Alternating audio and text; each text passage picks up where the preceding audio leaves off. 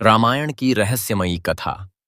अदृश्य योद्धा की चुनौती। समुद्र तट पर डेरा डाले वानर सेना जयकारों के साथ दिन रात पत्थर उठाकर समुद्र में डाल रही थी। चारों ओर गूंज रहे थे, जय श्री राम, जय हनुमान। नल और नील अपने कौशल से पर्वत और शिलाओं को समुद्र में व्यवस्थित कर रहे थे। राम सेतु का निर्माण प्रारंभ हो चुका था और विजय का मार्ग सामने था। परंतु तभी कुछ रहस्यमयी घटनाएं घटने लगीं। जैसे ही सूर्य अस्त होता और अंधकार छाता, सेना के योद्धा एक एक करके गायब होने लगे। सुबह जब खोज की जाती तो समुद्र तट पर उनकी टूटी हुई गदा और अस्त्र शस्त्र बिखरे मिलते, पर योद्धाओं का कोई पता नहीं चलता। सेना में भय का वातावरण फैल गया। कुछ कहते यह समुद्र देवता का क्रोध है, कुछ कहते रावण ने कोई नया माया जाल रच दिया है।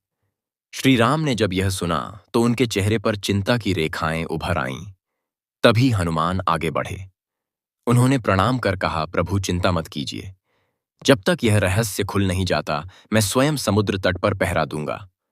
चाहे शत्रु कितना ही मायावी क्यों न हो, आपके कार्य को कभी बाधित नहीं कर सकता। रात्रि आई, चंद्रमा की शीतल किरणें समुद्र की लहरों पर चमक रही थीं। हनुमान एक विशाल शिला पर बैठ गए। उनकी आंखें लाल अग्नि सी चमक रही थीं। हाथ में गदा और हृदय में केवल प्रभु श्री राम का नाम सन्नाटा था। बस समुद्र की गर्जना। अचानक लहरें विचित्र ढंग से उठने लगीं। पानी से एक भयंकर स्वर गूंजा, वानरों, यह सेतु कभी पूरा नहीं होगा। हर रात मैं तुम्हारे योद्धाओं को अपने जललोक में ले जाऊंगा। कोई मुझे रोक नहीं सकता, क्योंकि मैं अदृश्य हूं। हनुमान की दृष्टि तेज हो उठी। उन्होंने गर्जना की, अरे मायावी, चाहे तू अदृश्य हो, पर तेरी शक्ति प्रभु श्री राम की भक्ति के सामने तिनके समान है। आज मैं तुझे तेरे छल सहित पकड़ कर रहूंगा। इतना कहते ही समुद्र का रूप बदल गया।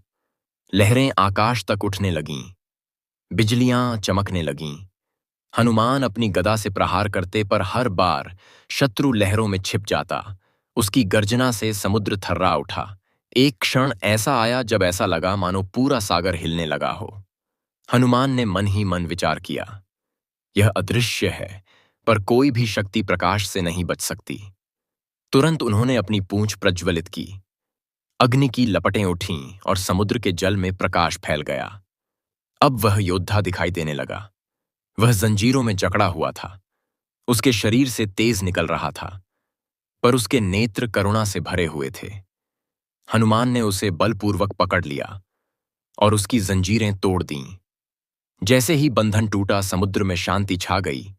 वह योद्धा हनुमान के चरणों में गिर पड़ा और बोला, वीर हनुमान, मैं वरुण देव का दूत हूं।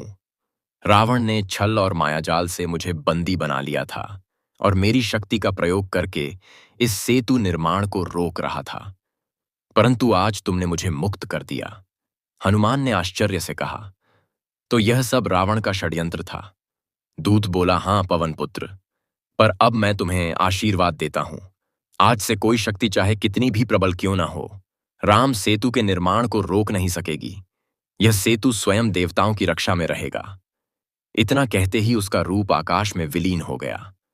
समुद्र शांत हो गया। सूर्योदय हुआ तो राम सेतु का निर्माण पहले से दुगुनी गति से चलने लगा। वानर सेना उत्साह से भर उठी।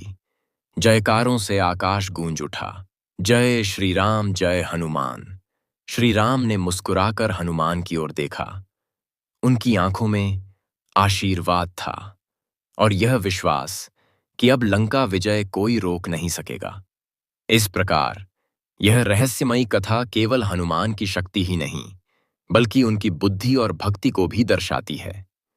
यह दिखाती है कि रामायण केवल युद्ध नहीं, बल्कि मायावी षड्यंत्र और दिव्य रहस्यों से भरी हुई है। जय श्री राम।